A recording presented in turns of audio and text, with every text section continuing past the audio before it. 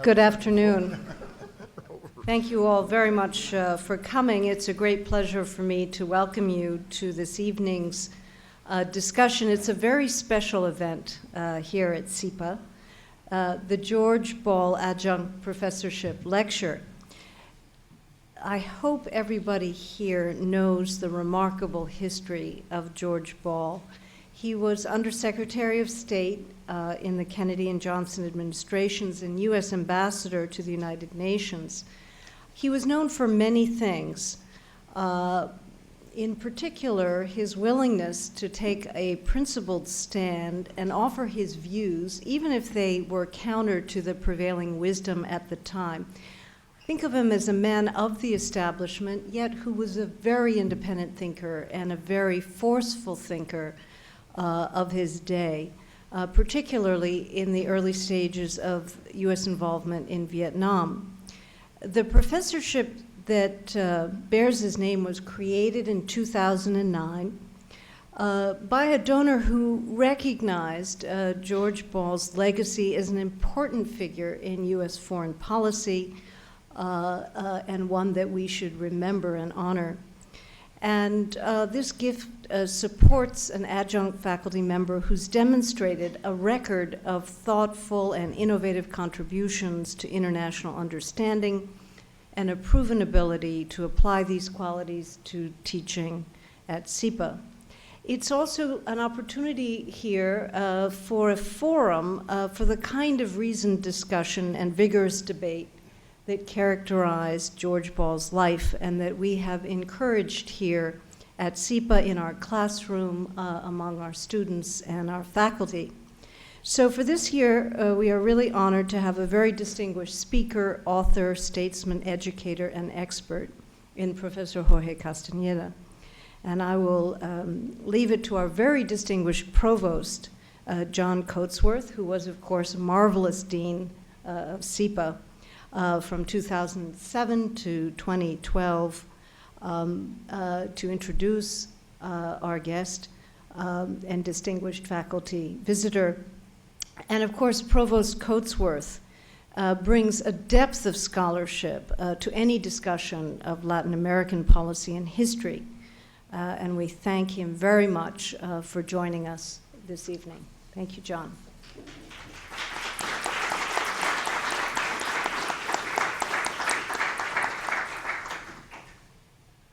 Introducing Jorge Castañeda to a gathering of people interested in Latin America is a little bit like introducing the Pope to the College of Cardinals. It makes for a nice ceremony, but it's completely unnecessary. I first met Jorge Castañeda, and I think it was 1978 or 79, when he came to the University of Chicago, where I was then teaching, to explain to us what was going on in Mexico. And what was going on in Mexico was a boom in petroleum production that increased the country's exports from 0 to 80% of GDP and inspired a self-confidence and an optimism in the country that we all appreciated. Mexico was on the verge of becoming a developed country. So comes Jorge Castañeda to say, despite all of the pronouncements from the government, despite dozens of PhDs from American economics departments who were managing the economy so well, Mexico was going to screw up. It was not going to manage its oil wealth well, and the end was going to be a disaster. Everyone in the audience thought he was just being a curmudgeon, a young curmudgeon, someone who was trying to spoil everybody's good time. And so, 3 years later, the economy collapsed, the peso crisis occurred, and Mexico experienced a decade of economic stagnation. So since that time, I've realized that if I don't listen carefully to what Jorge is saying, I'll miss something quite important. In the 1970s and 80s, Jorge Castañeda was part of the post-1968 generation that spent a good deal of time trying to overcome the country's backwardness, first through the development of social movements that could challenge the authorities, and then through a commitment to democracy, which cost him personally a great deal, and which led eventually, however, to his endorsement of the conservative candidate for the presidency just to get the pre out so that something could open up the country. In the year 2000, he became foreign minister in the government of Vicente Fox and served until 2003. It was a short career, but it was a memorable one. Mexico had not had, since his father, a foreign minister so farsighted. I bumped into him in the Charles de Gaulle airport in about 2003 as he was getting ready to step down. And I asked him how he was doing, and he said, "I'm fed up." I listened carefully and was not surprised then a few weeks later when he decided to step down. Since leaving the foreign ministry, he's undertaken a career as an author and as a journalist. He has degrees from Princeton and the Sorbonne, where his PhD is in economic history. He has published more books than I can possibly recount. Perhaps the one that I think had the greatest impact, and still does, is Utopia Unarmed, a book about the transition in the Latin American left from a revolutionary calling to a more social democratic and if you will, competitive democratic vocation. He's written a biography of Che Guevara, which I recommend to all of you. He's written on migration, on U.S.-Mexican relations, and in one of his recent books took his own countrymen to task, citing public opinion polls that showed that they weren't quite ready for modernization. It's very hard to introduce somebody briefly who has a career as distinguished as Jorge Castañeda. I've been teaching with him for a number of years while he's been serving as the Global Distinguished Professor at NYU. It's a pleasure to welcome him here to SIPA this evening. Jorge.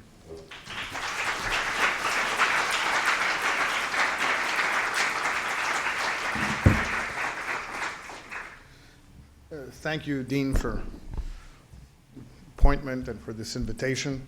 Thank you, John, for the brief introduction. I especially like the analogy with the Pope. I'm not sure it's terribly credible, but I like that one.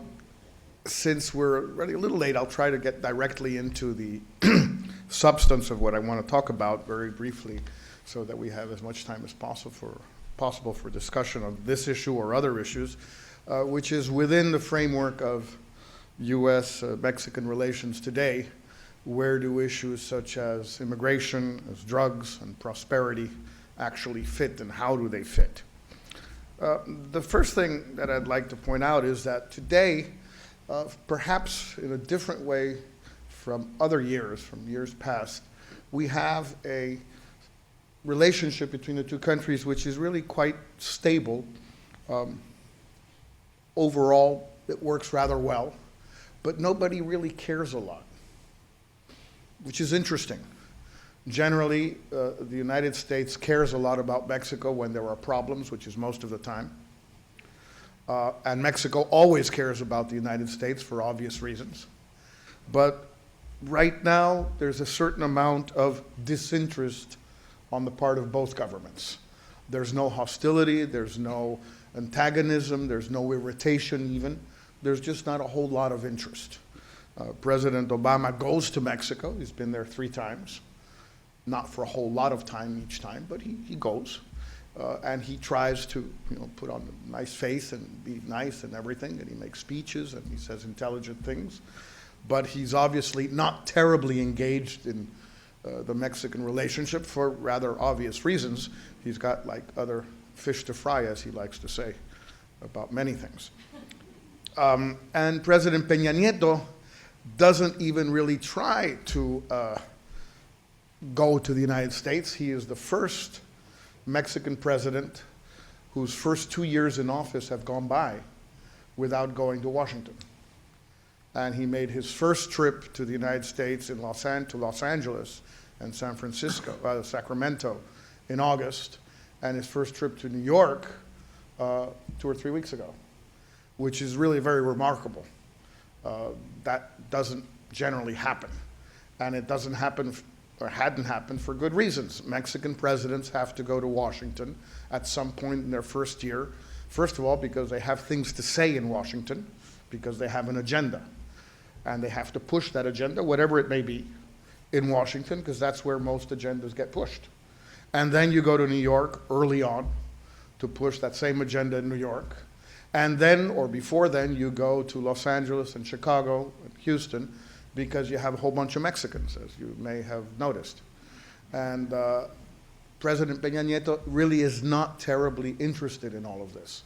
And it hasn't served him poorly, by the way. But so far, at least, neither of the two are terribly engaged in the relationship, neither Obama nor Peña Nieto. On the ministerial levels, Secretary Kerry has never had a great interest in Latin America, and he certainly doesn't have a great interest in Mexico.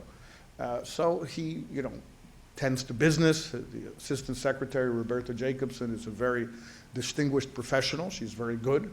But that's the level at which most of the relationship takes place.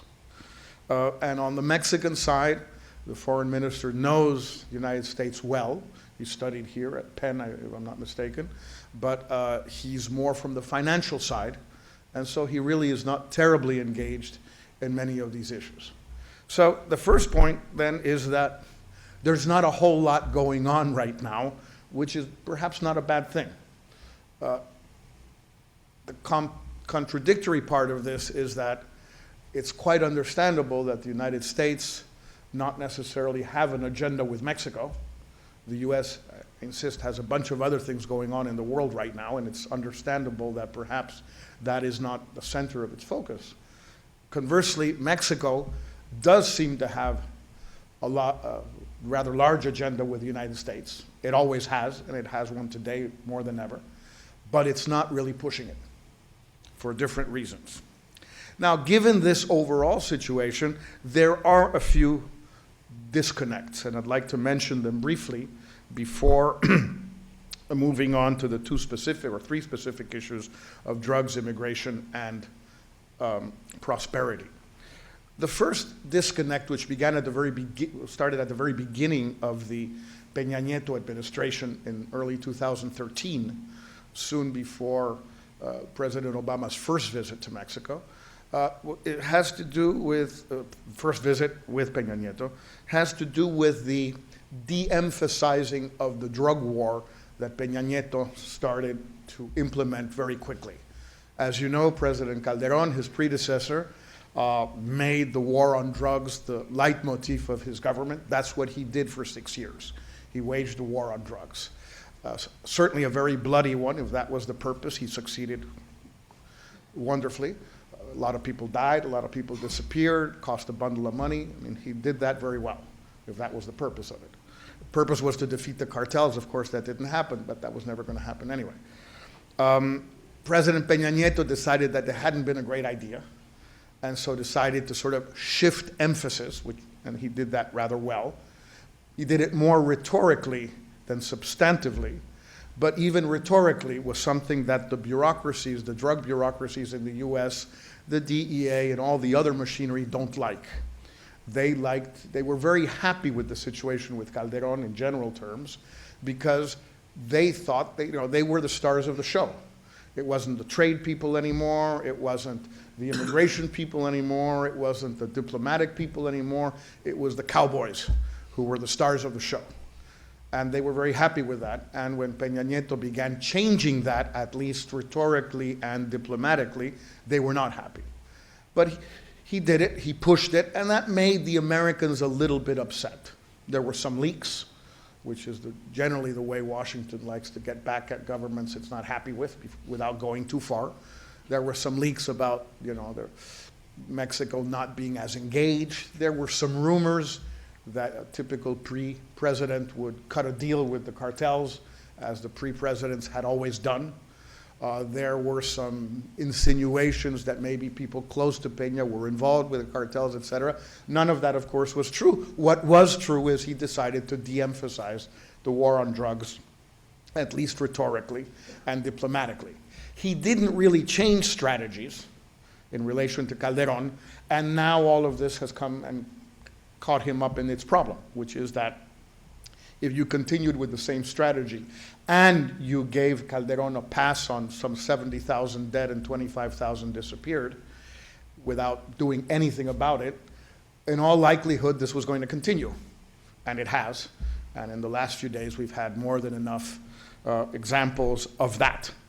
So that disconnect did exist, but at the end of the day, the Obama administration, and I'm told that President Obama has said this to President Peña Nieto directly in their private conversations, and that they understand each other very well on this.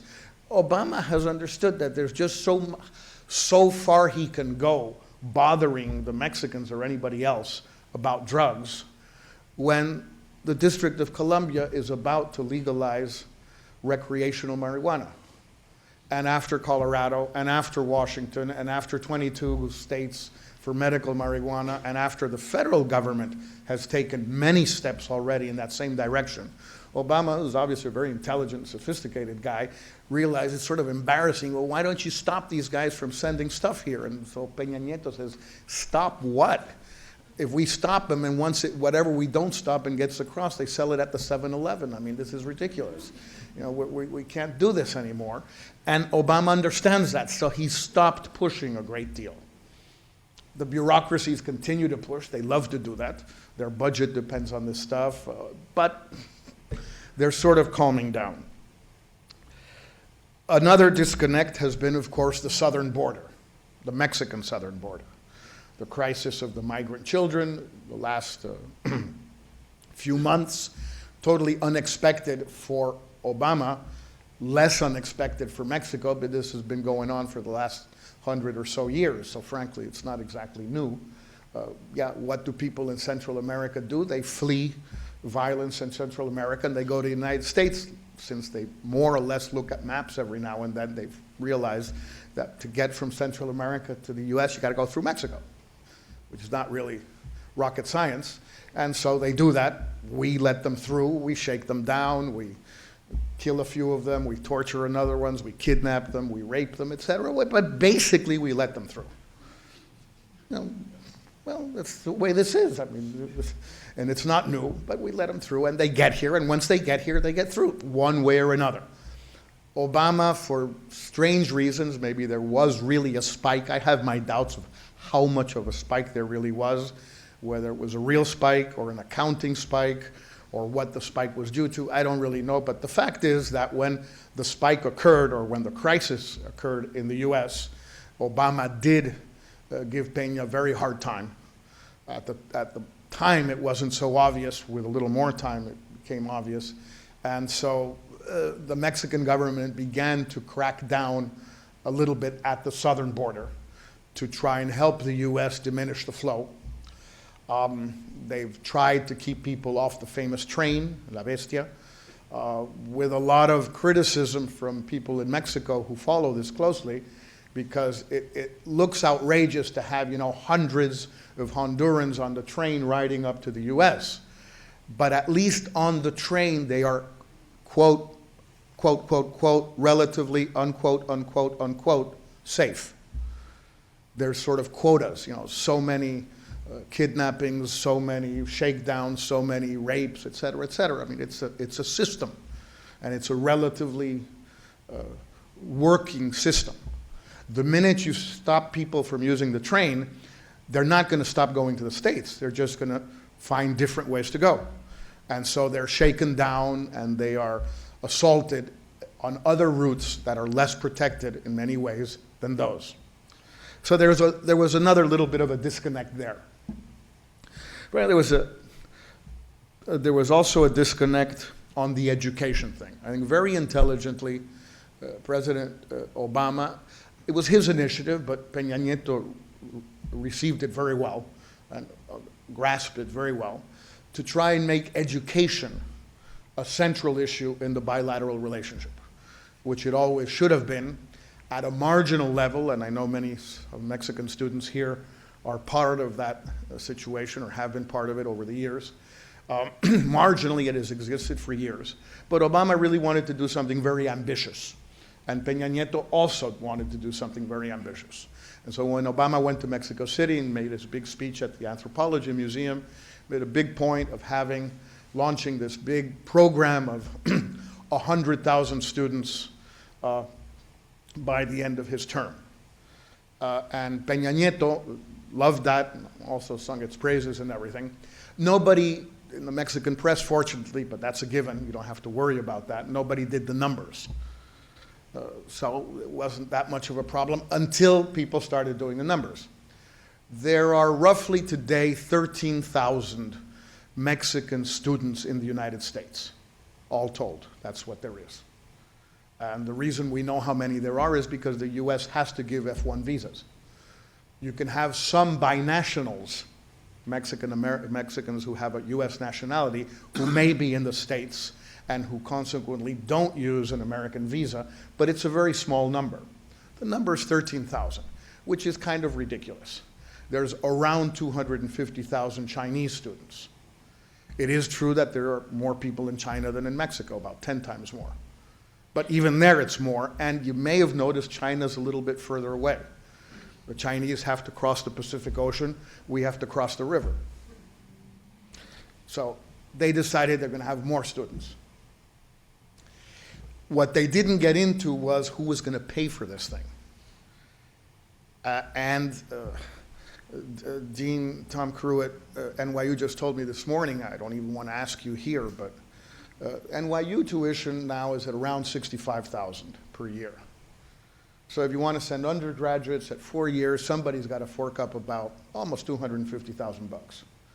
I don't even want to know what SEPA charges, but all the same. Great. So who's going to pay for all this stuff? Well, obviously nobody's going to pay for it. So obviously it's just a lot of story. There's no reality to any of this. Maybe by the end of Peña Nieto's term, instead of 13,000 Mexican students in the US, there may, if we make a huge effort, maybe 20,000 at most. There is no money either in the US or in Mexico for more. It doesn't happen. The Americans say the Mexicans should pay for it. The Mexican government says the Mexican private sector should pay for it. The Mexican private sector says, I'm already sending my children to the US. Why should I send the kids from Oaxaca to the US? Well, yes, that's the way they are. And the Americans say, you know, we're not going to pay for it. Why should we pay for it? So there's a little bit of an issue there.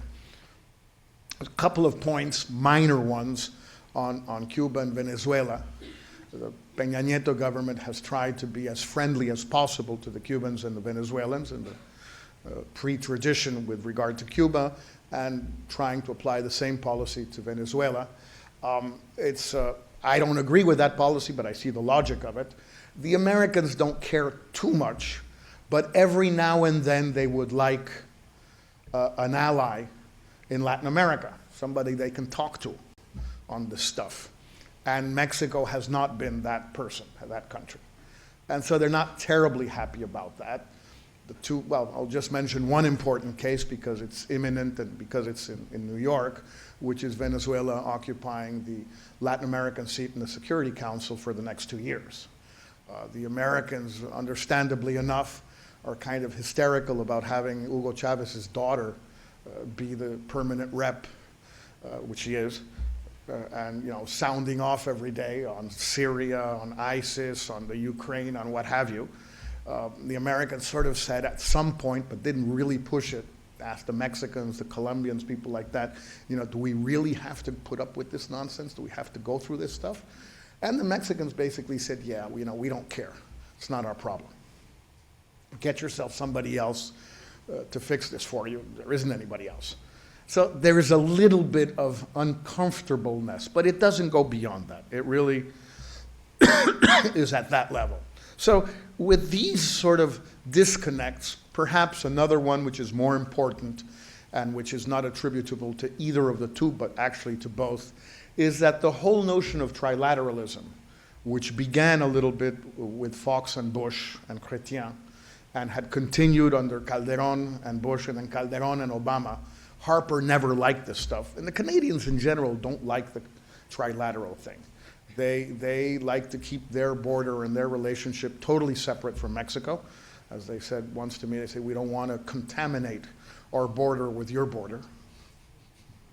I think ours is more fun, but it's true, it's a little less safe. The whole idea is basically dead. They're not holding the yearly summits anymore. When they hold them, they last a couple of hours. They're really pro forma events. They're not really going anywhere. And that's a bit of a pity because, again, you can see why the US doesn't really care about this. You can even see why Canada doesn't really care about this.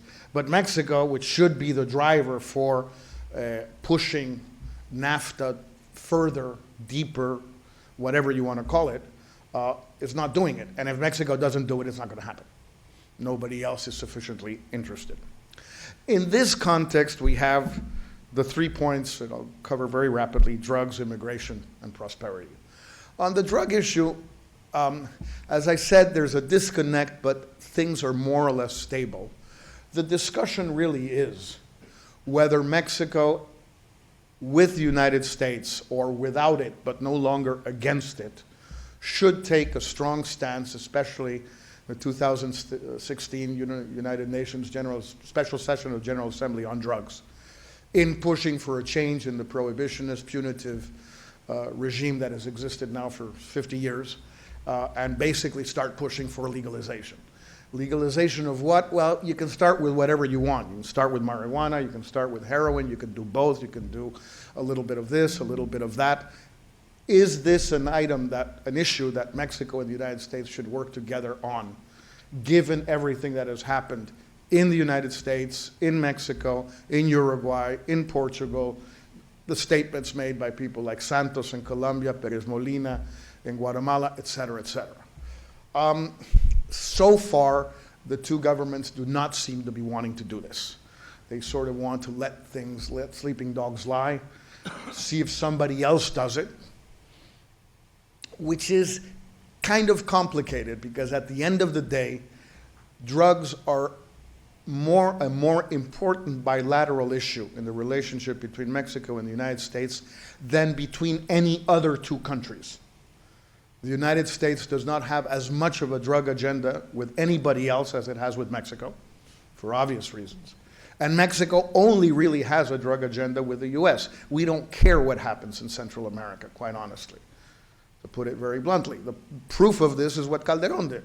He decided to have this war and see if he could maybe push the mess down to Central America, and up to a point he was able to do that. The problem is, of course, that if we're not capable of dealing with the drug thing, we have a weak state. The Central Americans have no state, period.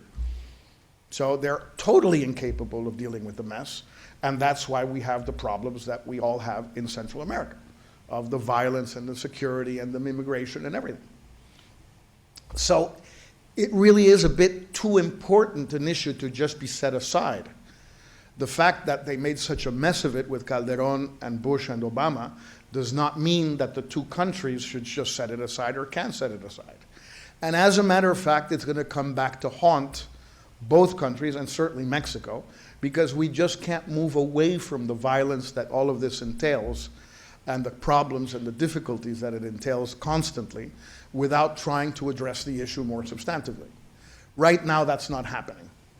And it may not happen, particularly as Obama, increasingly a lame duck, and as Peña Nieto is a bit overwhelmed by the problems he begins to encounter. And sort of the last thing he wants to deal with is the legalization of drugs and the UN General Assembly, and what are the Americans going to say, and what is the church going to say, and what is the army going to say. Immigration's a strange story because Calderón decided he didn't want to hear about it, which maybe was a reasonable stance given what had happened under Fox, largely my fault of pushing the issue like it had never been pushed before and not being able to deliver on it for all sorts of reasons. But the fact is, we weren't able to deliver on it. Bush wasn't able to deliver on it twice. He failed twice. He made a really serious effort and couldn't do it. And so at some point, perhaps Calderón was right to just sort of take it off the table and forget about the whole thing for a while, especially when a series of researchers in the United States decided, together with with some help from their friends, let's put it that way, particularly in the government, that immigration from Mexico to the United States was drying up. And they came up with the so-called net zero theory, which is that for all practical purposes, there were no longer net flows from Mexico to the US. Yes, that there were some people coming, but a lot of people were going back because of the recession here, 2009, still 2010, and because of the wonderful prosperity in Mexico, they all wanted to rush home and get all these wonderful new jobs that were out there. Of those, over the past 5 years of Obama's administration, of the ones who went back, about 1.5 million were deported. Now, it's a way of going back, that's true. Yeah, I mean, I could think of nicer ways, but yeah, I guess you can say they went back. Now, if what you're saying, they voluntarily went back, and they don't want to stay here anymore because they don't like it, because of the weather, because of this, because they're mistreated, la la la la la la. That, I think, is a harder case to make.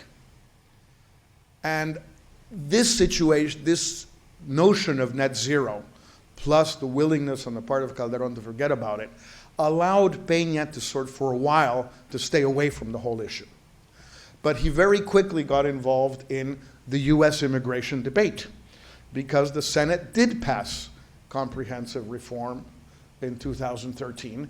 Not the most fantastic reform with a lot of nonsense of the fence and this and that and all, but at the end of the day, something that looks pretty much like what everybody's been talking about the last 14 years, addressing future flows, addressing the stock and number of people here without papers, addressing visas, all sorts of things.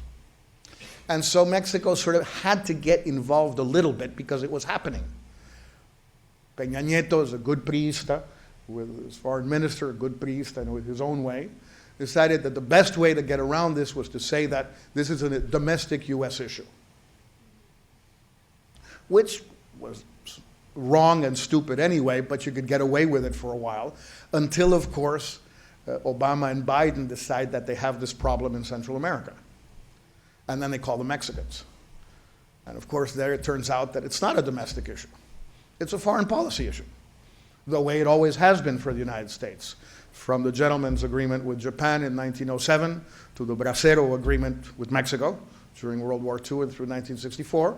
And of course, what we've talked about on several occasions, the United States has ongoing immigration negotiations and an agreement with a country with which it has no diplomatic relations, and it has been doing so for 50 years, with Cuba. It's not a domestic policy issue, it's a foreign policy issue, and always has been. Some Americans don't like it to be that way, that's a different story. But in any case, Peña had to begin to get involved, and has gotten increasingly involved, although it's very difficult to push things after Mexico cornered itself into saying, we have no dog in that fight. Yes, we like immigration reform, but we can't talk about it because that's just your business, it's not ours. The problem is that the net zero thing wasn't entirely true. The Obama people just published about a week ago the numbers for fiscal 13. And deportations increased 20,000 by 20,000 over 2012 and 51,000 over 2011, back up to nearly 500,000. 72% of the deportees were Mexican, which is about par for the course. But around 70-something% were deported at the border, not from the hinterland. Now, there we have a problem. Either there's a hell of a lot of Mexicans living on the US side of the border, and all of a sudden they got deported. Could be. Nobody's seen them, but they could be hidden caves and stuff. Or there's still a hell of a lot of Mexicans crossing over the border, coming to the US, and they're being caught where? At the border, and they're being sent home. And then they try again, and again, and again, and they make it. There is no net zero.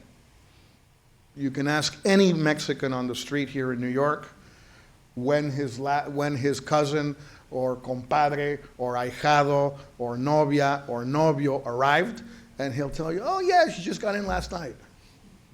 How's she doing? Well, she's tired. You know, she's doing okay. And when she's starting to work, well, tomorrow, maybe the day after. It was never true. And the flow continues. Of course, if you deport 500,000 a year, of which 72% are Mexican, the numbers can add up as net zero, but only because you're deporting that number. And even deporting that number, the population is still rising. Rising slowly, but rising. So at some point, Mexico is going to have to get involved in the immigration debate again. I'm not sure exactly how, and I'm not sure that the country and the government is ready for it. I know our consulates are not ready for it because we don't have the money. We need much more money for all of this, and we're not getting it. And finally, because we'll get into that in the Q&A part, the question of prosperity. I mean, at the end of the day, the single most important issue for the U.S. on the agenda with Mexico has always been, really, Mexico's prosperity or lack of it. Because the U.S. knows that prosperity helps, Mexican prosperity helps the U.S. one way or another, and has been that way for 50, 60, 70 years. And Mexico's absence of prosperity hurts the U.S. one way or another, and that has been the case for also 70, 80 years. So the U.S. is in principle interested in all of this, and Mexico wants some kind of support from the U.S. for Mexican prosperity. Now, how to translate that into the real stuff is very complicated, and no one has really found the key to it. Energy reform can be important, but to the best of my knowledge, I may be mistaken, the Mexicans decided to carry out the reform and to undergo the reform pretty much without consulting in excess with the Americans, which makes sense from a certain perspective, but it might have been useful 2 years ago when all of this began to talk with the Americans to have an idea of what was going to happen in the U.S. energy panorama before getting into something like this. Apparently that didn't take place. And so we are now in the middle of major energy reform in Mexico, trying to attract huge amounts of foreign investment into Mexico, all of which I support wholeheartedly, at a time when the U.S. is becoming an exporter of crude oil. I'm not sure it was the best time for that to happen. Could we have done anything about it? I don't know. Maybe we should have thought about it a little bit. Maybe it won't last. But you know, when prices are beginning almost to collapse, and when the U.S. is now shipping crude oil from the Gulf abroad, it's arguable. The same is true for other issues of Mexican prosperity. We still, in Mexico, and this is our fault, we have not found a way, really, to place Mexican prosperity on the U.S. agenda. We haven't found a way to do it. And the Americans have not been especially helpful either. Because every time we come up with something, they sort of nitpick at it and say they don't really like it, it's not their problem, why don't you do it yourselves, fix it yourselves, etc. So this is a little bit where we are in this relationship. Given the mess the world is in, and given the multiple fronts the United States and Obama have to deal with, frankly, that he doesn't have to worry about Mexico is not a bad thing. And for Mexico, given our own internal problems, which are huge, that we don't really have to worry too much about our relationship with the United States is also a good thing. Is it an ambitious thing? Is it a bold thing? Is it an energizing, exciting thing? No. But we tried that already and it didn't work. Thank you.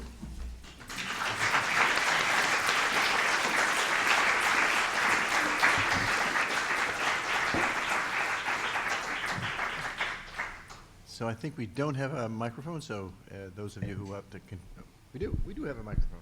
We're going to put it right in that aisle. As soon as it's working. While you're getting it set up, I'll start us off with a question or two. Have you changed your mind about NAFTA over the years? one of the most fun things I once did in 93, 94 was when Jorge Castañeda was at Princeton, I think, visiting. And every time the New York Times did a story about NAFTA coming up, it would have the best quote possible to really tick off whoever it was in Mexico that was putting forward this new idea of a free trade agreement. It was just one article after another. The reporter would call you, you would say something absolutely devastating, and the Mexican press office would spend weeks trying to recover. Now I think you've changed your attitude, and or perhaps you think it wasn't such a bad idea, or maybe even you think that these ideas about a North American community that would begin to resemble something like the free trade zone with institutions that the European Union has. Have you moved in that direction? How do you see this? On this last point, John, from the very beginning, and I remember I wrote a long paper with Carlos Heredia at the time, and we talked a lot with Rick about this for many years. I was always in favor of a European-style agreement between the three countries, not against NAFTA per se, but against that type of free trade agreement, and in favor of the different one, which included immigration, which included energy, which included institutions, which included a human rights and democracy clause. It turned out that a few years later, Mexico signed a free trade agreement with the European Union that included a human rights and democracy clause, so it wasn't that absurd. A few years later, the United States signed a free trade agreement with Colombia that included a human rights and democracy clause, so that wasn't that absurd. Turns out that perhaps both governments have spent the last 15 years trying to get immigration done. So maybe that wasn't such a stupid idea either. Difficult one, yes. So in that sense, I always was in favor of that, not so much against the specific NAFTA thing. Now, the problem I see today in all the discussions, the professor knows this well, about the 20th anniversary, the problem is that NAFTA had made an enormous contribution to Mexican exports and foreign trade in general, and a very small, if at all, contribution to Mexican economic growth. The average growth of the Mexican economy over the last 20 years has been 2.5% per year, minus 1.4 population growth, per capita 1 and small change per year. That is not what it was sold to be, but that's what it has been over 20 years now. Questions? Comments? Yes. If you have a question you'd like to ask or a comment you'd like to make, come up to the microphone. That way we can record it. Thank you very much. I have worked in drug policy reform for the last 6 years, so I have a question related to Mexico's role in the lead up to UNGAS 2016. From my perspective, Mexico is actually becoming increasingly visible at the UN. For example, at the last Commission on Narcotic Drugs, they were fighting really hard for a relevant UNGAS resolution. So, and they did to some extent win the fight. For the last several years here in New York, they are also tabling omnibus resolutions on the world drug problem. Again, one was tabled yesterday by Mexico. But at the same time, they find it difficult to find other allies that would help them negotiate these resolutions. And I was wondering, why is it so hard to find allies from among other Latin American countries that also have experienced really negative consequences of the drug war? Why is Mexico like a lonely fighter in this? Well, first of all, I think that the change you mentioned is very recent. It really is the last few months or the last year or so. This was not at all the Calderon administration's policy. This is really, and it's the second year of the Peña administration that is beginning to change policies and beginning to be a little more active. He himself has made statements which are far more enlightened than what he said before or what Calderon was saying. So it's a very positive change, but it's a very recent one. Now, it's also a very discreet one. Yes, it goes on here at the preparatory meetings and in all the committees, but there's not exactly crowds of reporters outside trying to find out what's going on there. And the government does not want to make this point too publicly. And that's where the absence of allies comes in. The allies who could be Santos, Could be obviously Mujica from Uruguay, could be a couple of other Latin Americans, but they all say, hey, this is not a secret. You want to do this, let's do it, but openly. Say so. Let's start saying so. And there Peña Nieto gets scared. Not so much because he's not convinced. I think that as he has become convinced. He has been convinced of the need for legalization. But he's scared. Consequences with the Americans, consequences with the business community, consequences with the army. Who is the guy, as Kerry always said when he was just back from Vietnam, who's going to go and tell the mothers of the 70,000 or the 5,000 military people who died and the 70,000 others who died, hey guys, guess what? Now we're going to legalize, and really this was a kind of stupid way to end your lives. It's not an easy thing to say, granted, but if you don't say so, you will not find the allies. Uruguay is not going to drag Mexico along. Mexico can lead Uruguay, but not, there's a difference in size. It just doesn't work out. Other questions, comments? Yes, go ahead. Hi, Professor Castañeda. What do you think is the single most important thing that the Mexican government can do for Mexicans in the U.S.?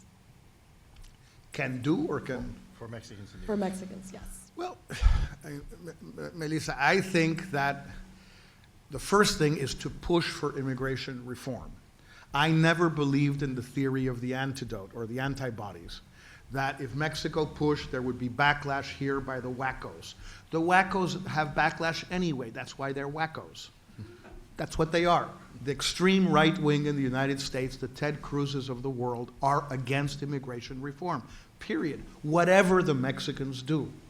So I think the first thing that we should have kept on doing is pushing.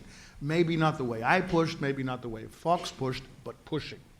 The second thing is to give much more money to our consulates, much more personnel. As it is, we have 52 or 53. It's not enough. They don't have budgets. They don't have personnel. They don't have enough lawyers. They don't have enough staff to be able to assist Mexicans in the thousands of problems that they all have with all sorts of U.S. authorities, either because they go through a red light, or because they're arrested because they have no papers, or because they're fired, or because people don't pay them, or because they get sick, or because somebody died and they want to repatriate the body. I mean, the thousands of things that our consulates do, they don't have the money to do it. So that's the second one. And the third one is to help, supposing that one day there will be something like reform or amnesty of some sort or another, help Mexicans prepare for that. Get their papers together. I don't have them. Well, what do you need? What don't you have? Let's get you the paper. Well, I arrived here this, then I lost it, this, that. Well, we fix those things the Mexican way. I just found your birth certificate. I just found your phone bill. I just found your this. I just found your, the way we do things. Now, help Mexicans be ready for increased DACA or amnesty if it ever happens, or whatever. There's a lot of things we can do. It's very difficult to do them quietly. If you're scared, you won't do it. So one reason why Mexicans should not be afraid, I think, is a consequence of NAFTA. It used to be that the United States could take punitive action against Mexico whenever Mexico did anything that irritated it, without any consequences in the United States. But now that the trade relationships between the two countries are so close, and Mexico is so important to the U.S. economy, it's very hard for the United States to punish Mexico without shooting its own self and its own substantial interests in the foot. So the question is, if Mexico wanted to get attention, wanted to push a reform agenda of one kind or another, what are the things that it could do that would really get the attention of Washington? Should it be have police officers handing out water and GPS devices to everybody that wants to cross the border and telling them where to go? Should it be sort of legalizing drugs and creating sort of warehouses and shipment centers right at the border? Well, we have those already. What, if Mexico wanted to get the attention of the U.S., what could it do? What might it do? Well, there's many things. I mean, for example, there was a lot of speculation when Obama called Peña Nieto on the southern border. And then when Biden went to Guatemala and Mexico, he wanted Peña Nieto to go. Peña Nieto refused to go, but he sent the Minister of the Interior to meet with the four presidents and Biden. That, you know, if Mexico was going to do this dirty work for the U.S., what were we going to get in exchange? Well, you know, the journalists all kept saying, well, there's got to be something because the Mexicans would never do this on their own. And they still ask me, not as often as before, but they still do every now and then. And I tell them, frankly, I don't think we're asking for anything. I can't see that we have an agenda with stuff to ask for. But certainly that could have been one. Just, you know, say, look, we're not going to do this. Now, if you really want to get involved in this, let's begin negotiations on immigration. Central America, Mexico, the U.S., and see where it goes. But seriously, if not, we're not going to do your dirty work for you because it's just going to increase extortion, rape, violence by our guys against the Central Americans. And frankly, they are in much better hands in the Border Patrol's hands on the U.S. side than on the Mexican immigration police on the Mexican side. So we have that.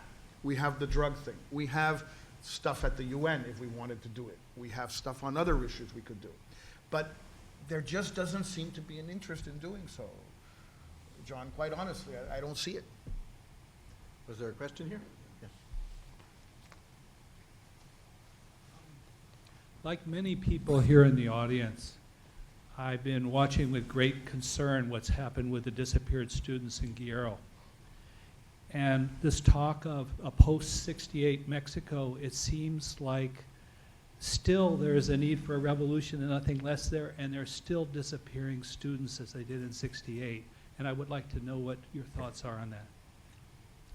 Well, again, I mean, I'm as appalled at the disappearance of these 43 teachers, college students as anybody else is in Mexico. It has really created a huge commotion. But some of us were appalled by Calderon's 22,000 disappeared also. And many of those who are today ranting and raving about the 43 shut up for 6 years about the 22,000. And that's a real issue. That's one to begin with. A second point is that the Peña Nieto government, I think is making a more or less honest effort to find out what happened and to find them dead or alive. But as long as they continue to pursue more or less the same policies as Calderon did, you are going to end up with this mess. And in particular, you're going to end up with the question of impunity. Because if you're sending the message to the army, to the local police, the state police, the governors, to everybody, look, whatever happened under Calderon is over. Don't worry about it. We're not going to touch that stuff. We're not going to prosecute anybody, not the president, not the ministers, not the generals. Nobody is going to be prosecuted. Don't worry about it. If you say that, you're not, logically, what do you do if you're a soldier and you're really upset at somebody? You kill him. That's what people do. If you know you're not going to be punished, that is a recipe for impunity. That's what happens. And this is what Peña Nieto has done. He is not responsible for this directly at all. But he is responsible for giving a blanket pardon to everyone in the Calderon administration responsible for this bloodbath, because that's the only possible term for it. Whoever the dead and disappeared were, I don't really care who they were. Well, they were all sicarios. Okay, they were sicarios. People need jobs, whatever. So I think there's a real issue there. I think it's terrible. I hope they find them dead or alive. Quite honestly, I think as time goes by, it's increasingly likely that they will be dead when they find them. But I hope somebody is punished for this. But more importantly, I hope the policy changes so that this begins to stop happening. Let's not ask for more, just a little bit less. Fewer dead, fewer disappeared, fewer tortured, fewer massacres. Start with that. Yes. Rodolfo. There's a slip report to which it said you were a senior person in that administration when that happened. How can you ask people, how can you ask others to damn them when they could immediately turn around and say, look, you were very important and they did it under your watch. How do you get out of it? Well, Rudy, the dates are not exactly those. I was foreign minister for the first 3 years of the Fox administration. I had no links whatsoever to Calderon.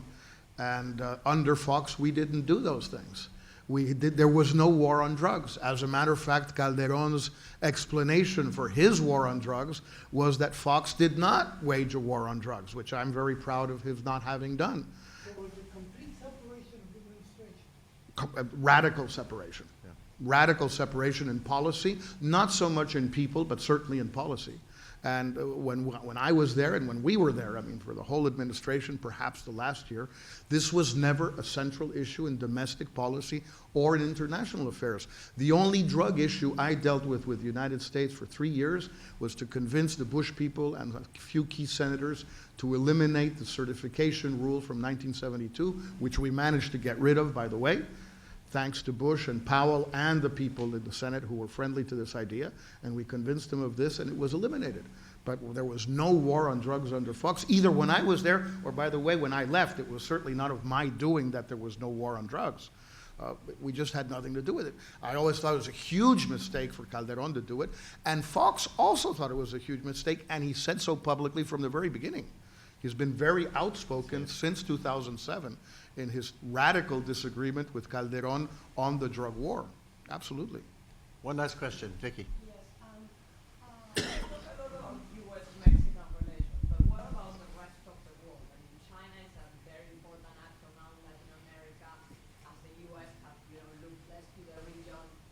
If Mexico and Brazil were to lead the region, and in fact, Mexico in the past had a much more important regional role in Central America, also the civil wars, would that change the way in which the world, not just the U.S., looks at Mexico? Well, it's two different things, the China one and the Latin American one, Victoria. I'll try and address both of them quickly before we go. The Central and Latin America one is complicated. In fact, we never had really, Mexico, a leadership role in Latin America. We had a very noble and positive role, but generally we were alone. We were alone in '54 in Guatemala.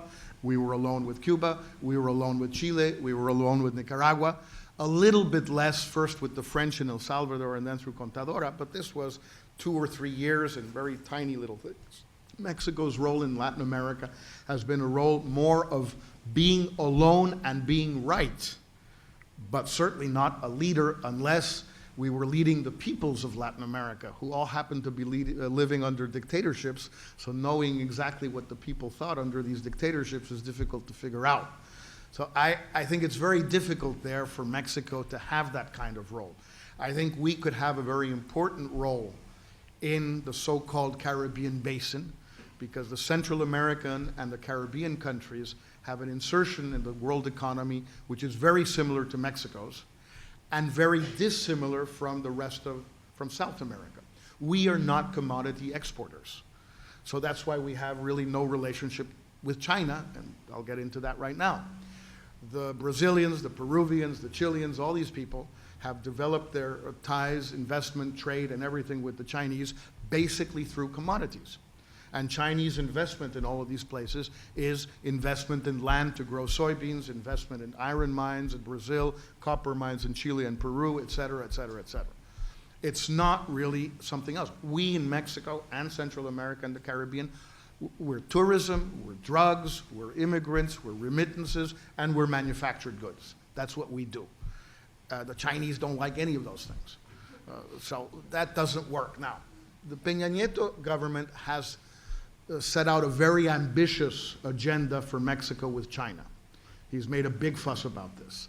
He's already been to China once. He's going again in 2 or 3 weeks. Xi Jinping has gone once to Mexico. They've met elsewhere. And it's a big deal. When you remove the commodity issue from it, and you ask them, well, what's the big deal if there's no commodities? The Mexicans will say, basically, we're hoping for the Chinese to come and invest in Mexico. Invest in oil, because that is a commodity, although it's not clear that we really have any left. Let's suppose we do. Invest in some transportation and stuff, and mainly invest in manufacturing in Mexico for export to the U.S. And I am no expert on this. I would defer to my colleague, but quite honestly, I just don't see the Chinese making refrigerators in Mexico to sell to the U.S. when they're already making them in China and selling them in the U.S., as you may have noticed also. You know, we send Mexicans, they send refrigerators. I'm not sure which is better, but, you know, this is the way it goes. And so I'm not sure why the Chinese would do this. I don't see the logic of it from a purely trade point of view. And I certainly don't see the logic of it from a geopolitical perspective. In other words, I don't see the Chinese as wanting to poke the Americans in the eye over something that's not important to them, which is whether they invest in Mexico or not, whether they get a train contract or not, or whether they get a backbone contract for Huawei to build the internet connections in Mexico. We know the U.S. is going to frown upon or make a fuss about, because they don't like Huawei, and I guess they have reasons for not liking them. Are the Chinese really going to do all of this and poke the Americans in the eye for something which at the end of the day is marginal for them? I don't know. I don't think so, but obviously I'm not an expert in it. What I do know is that by the end of the Peña administration, which is only 4 years away now, 2 have already gone by, either there will have been a substantial increase in Chinese direct foreign investment in Mexico or not. I don't think there will be. They think there will be. We'll see in 4 years. You can see from this evening why Jorge is one of the most popular TV commentators in his weekly program in Mexico, why there are so few people in Mexico that can claim to speak with such clarity about so many public policy issues, and why it's been a joy to teach with him as well. So, Jorge, thank you very much. Thank you, John. Thank you.